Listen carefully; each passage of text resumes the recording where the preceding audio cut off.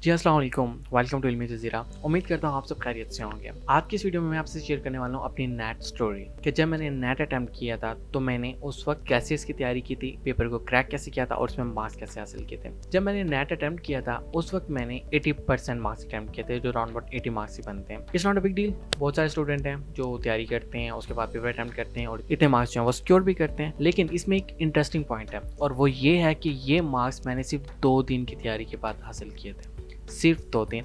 लेकिन इसके साथ ही इसमें एक और इंटरेस्टिंग पॉइंट भी है और वो ये कि नेट की तैयारी से पहले 2 साल तक मैंने बुक को हाथ तक नहीं लगाया था। हाँ, मैं एमडी कैट का रिपीटर था, लेकिन उसके बाद मेरी स्टडी का थोड़ा गैप आ गया था और मैं तकरीबन 2 साल तक बुक को हाथ ही नहीं लगाया था। और जब मैंने नेट अटेम्प्ट करना था तो उस वक्त मैंने बुक को पकड़ा और सिर्फ 2 दिन में तैयारी की और नेट में मैंने 80% मार्क्स सिक्योर कर लिए थे। आज की इस वीडियो में मैं आपको बताने वाला हूँ कि वो मार्क्स मैंने आखिर कैसे अचीव किए थे, उसकी तैयारी कैसे की थी और पेपर को क्रैक कैसे किया था। तो चलते हैं वीडियो की तरफ। लेकिन वीडियो की तरफ जाने से पहले चैनल कीजिए सब्सक्राइब, वीडियो कीजिए लाइक और देखते रहिए इल्मी जज़ीरा। हाँ जी, जब मेरी एनटीएस की स्लीप आई तो आने के बाद मुझे अपनी डेट का पता चला कि इस डेट को मेरा टेस्ट है।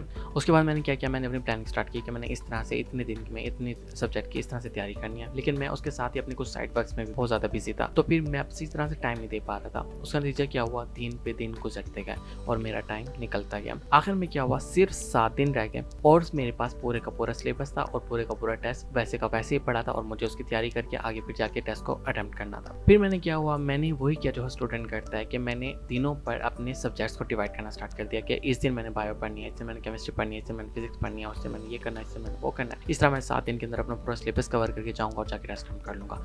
लेकिन उसके बाद क्या हुआ, उसके बाद वही हुआ जो हर स्टूडेंट के साथ होता है और वो ये कि मैं अपने पर्सनल वर्क्स की वजह से वो अपना प्लान फिनिश नहीं कर पाया। उसके बाद क्या हुआ, टेस्ट था संडे को और दिन अब पहुंचा फ्राइडे का। मेरे पास सिर्फ 2 दिन बचे थे और उस 2 दिन में मैंने पूरे सिलेबस को कवर करना था। अब ये बात तो वाज़ेह थी कि मैंने टेस्ट को अटेम्प्ट भी करना है और टेस्ट को अच्छे मार्क्स से अटेम्प्ट करना है, लेकिन दिन जो थे वो बहुत कम रह गए थे और उस दिन के अंदर मैंने उसकी तैयारी भी करनी थी। फिर मैंने क्या किया, अपनी स्ट्रैटेजी बनाना स्टार्ट की। फिर जितने भी साइड वर्क से मैंने उनको बिल्कुल छोड़ दिया कि मेरे पास ये 2 दिन ही है, इन 2 दिन के अंदर मैंने जो तैयारी करनी है मैं इन्हीं 2 दिन में करनी है। उसके बाद वैसे भी फायदा नहीं क्योंकि टेस्ट तो हो चुका होगा, तो सारे साइड वर्क को छोड़ो, वो बाद में होते रहेंगे। लेकिन इस वक्त टेस्ट ज़्यादा इंपॉर्टेंट है, इसकी बिल्कुल तैयारी करो, लग के तैयारी करो और उस दौरान कोई और वर्क नहीं करना। फिर मैंने क्या किया, उसके बाद मैंने पेपर पैटर्न को देखा। पेपर पैटर्न में देखा कि मैं कौन से क्वेश्चन आने, किस तरह के क्वेश्चन आने और कहाँ से आने। तो 2 चीज़ें मेरे ऊपर वाज़ेह हुई। एक चीज़ तो ये थी कि एक टाइप के क्वेश्चन होंगे जो मेरे सिलेबस से होंगे और दूसरे टाइप के क्वेश्चन होंगे जो मेरे सिलेबस से नहीं होंगे।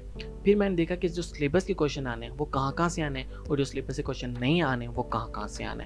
तो मुझे पता चला कि जो सिलेबस के जो क्वेश्चन है वो सारे मेरी बुक से ही आने और जो सिलेबस के क्वेश्चन नहीं है वो मेरे IQ को टेस्ट करेंगे। और जब भी IQ का टेस्ट होता है तो पेपर में क्वेश्चन कहीं से भी आ सकता है। तो फिर उसके बाद मैंने किया, मेरे पास 2 दिन थे तो 2 दिन के में मैंने सोचा कि मैं एक दिन अपने सिलेबस को तैयार करूंगा और एक दिन मैं अपने IQ पे फोकस करूंगा। तो फिर मैंने क्या किया, मैंने एक दिन के अंदर अपनी तमाम बुक्स जिनमें बायो, फिजिक्स, केमिस्ट्री और इंग्लिश की बुक इंक्लूड थी क्योंकि इंग्लिश का पोर्शन भी इस पेपर के अंदर होता है, तो फिर मैंने एक दिन के अंदर इन तमाम बुक की बुक रीडिंग स्टार्ट की और बुक रीडिंग भी इस तरह स्टार्ट की जिस तरह के MCQs को प्रिपेयर करते हैं। MCQs को प्रिपेयर करना और सब्जेक्टिव पेपर को प्रिपेयर करना, इन दोनों में बहुत ज्यादा फर्क होता है। MCQs में प्रिपेयर करने के लिए फर्स्ट एक लाइन है कि cell membrane in all the animals is the outermost layer of the cell.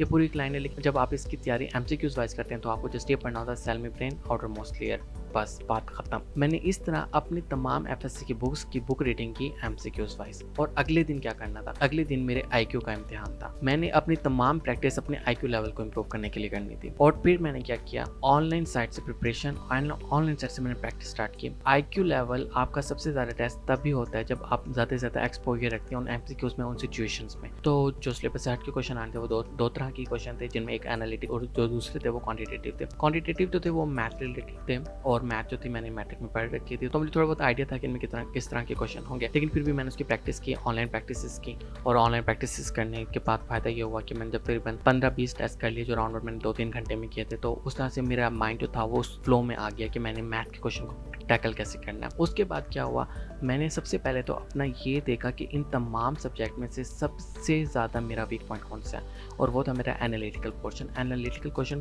Completely मेरे IQ को टेस्ट कर रहा था। उसके MCQs कहाँ से आने, कैसे आने, किस तरह से आने, मुझे कुछ भी नहीं पता था। मुझे सिर्फ ये पता था कि ये मेरे IQ लेवल को टेस्ट करेंगे और IQ लेवल को टेस्ट करने के लिए ये डिफरेंट तरह की उल्टी सीधी सिचुएशन बना के मुझे MCQs दे देंगे और उसके मुझे सिचुएशन को बिल्कुल समझना होगा और मुझे हर क्वेश्चन के अंदर कोई पैटर्न होता है, कोई सीक्वेंस होती है, उसको क्रैक करना करना होता है। जैसे आप उसको क्रैक कर लेते हैं, आप फ़ौरन आंसर पे पहुँच जाते हैं। तो बस मुझे उन सिचुएशंस में उन पैटर्न्स को डिटेक्ट करना था और डिटेक्ट करने के बाद क्वेश्चन को मैंने क्रैक कर लेना था। तो फिर मैंने क्या किया, मेरा जो ज़्यादा टाइम था मैंने उस पोर्शन पे दिया और तकरीबन आधे से ज़्यादा दिन, तकरीबन 8-10 घंटे मैंने सिर्फ उसी पोर्शन पे लगाए और उसके बेइंतहा डिफरेंट साइड से डिफरेंट एमसीक्यूज़ जाके अटेम्प्ट किए। और उससे क्या हुआ, बेशक मुझे पता था कि जो मैं तैयारी कर रहा हूँ, मुझे नहीं पता कि मेरे पेपर में यही क्वेश्चन आने या नहीं आना, लेकिन ये क्या था, मेरा माइंड जो था फ्लो में आ गया था कि मैंने क्वेश्चन को टैकल कैसे करना है। तो इसका फ़ायदा क्या हुआ कि जब मैं पेपर अटैम्प्ट करने गया और जब मैं अपने एग्जामिनेशन हॉल में पहुंचा तो मैंने इर्द गिर्द की चारों नज़र डाली, तो मुझे पता चला कि सारे जो चेहरे हैं वो बहुत नर्वस है। उन्होंने कहा, पता नहीं क्या होगा, पेपर कैसा होगा, कहाँ से आएगा,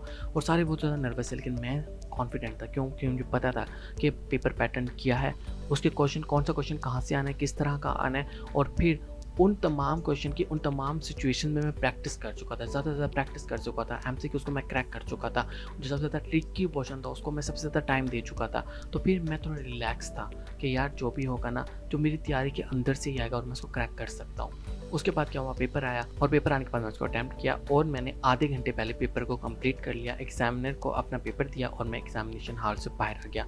और जब मैं एग्जामिनेशन हॉल से बाहर आया तो मैं तकरीबन 80 to 90% श्योर था कि मेरे 80% मार्क्स ही मैं इसमें सिक्योर कर लूँगा। मैं तकरीबन श्योर था। और जब मेरा रिजल्ट आया तो मैंने 80% मार्क्स सिक्योर कर लिए थे। क्यों? क्योंकि मुझे पता था मेरी तैयारी कैसी हुई है और मुझे ये भी पता था कि मैंने पेपर अटैम्प्ट कैसा किया। जो मैं पेपर अटैम्प्ट करता हूँ वो हमेशा राउंड वाइज करता था। उसमें क्या होता था, पहले राउंड में जो वो वाले एमसीक्यूज़ कर लिए जो मुझे बिल्कुल अच्छी तरह आते हैं, दूसरे राउंड में जो थोड़े से ट्रिकी हैं, सॉल्व करने वाले हैं, उसके तीसरे राउंड में जो जिनमें मैं थोड़ा डाउट हूँ, थोड़ा मुझे सोचना पड़ रहा है, और चौथे राउंड में झूलेलाल। मतलब आ गया ठीक है, ना आया तो क्या किया, जो क्वेश्चन थे उनकी एक सीक्वेंस बनाई, एक ही ऑप्शन को मैं तमाम क्वेश्चन में फिल करके आ गया और उससे क्या हुआ, मैंने 80% मार्क्स सिक्योर कर लिए। तो ये था मेरा method of cracking the paper. देखें, आप कोई भी टेस्ट तैयार कर रहे हैं, सबसे पहले आपने ये जानना ज़रूरी है कि आपका पेपर कहाँ से आने वाला है। फिर ये आपको जानना ज़रूरी है कि आपके पेपर में क्वेश्चन किस तरह के आने वाले हैं। फिर आपको ये देखना है कि इस क्वेश्चन पेपर में आपका वीक पॉइंट कौन सा है, आपका स्ट्रॉन्ग पॉइंट कौन सा है। फिर ये देखें कि आपने वीक पॉइंट पे कितना टाइम लगाना है, स्ट्रॉन्ग पॉइंट पे कितना टाइम लगाना है, और उसके बाद आपने क्या करना है, आपने ज़्यादातर प्रिपरेशन करनी है। और प्रिपरेशन करने के बाद जब आप पेपर देने के लिए जाएँ, उस वक्त आपने क्या करना है, उस वक्त फिर सारे के सारे जितना भी आपने नॉलेज गेन किया था वहाँ पर इम्प्लीमेंट करना है अपने पूरे पूरे होशो हवास। तो ये था मेरा तरीका जो मैंने अडॉप्ट किया था और अल्हम्दुलिल्लाह मैं बहुत ज़्यादा सक्सेसफुल भी रहा था। उम्मीद करता हूँ आपको वीडियो पसंद आई होगी। पसंद आई तो वीडियो कीजिए लाइक, चैनल कीजिए सब्सक्राइब और देखते रहिए इल्मी जज़ीरा। मिलते हैं नेक्स्ट वीडियो में, तब तक के लिए खुदा हाफिज़।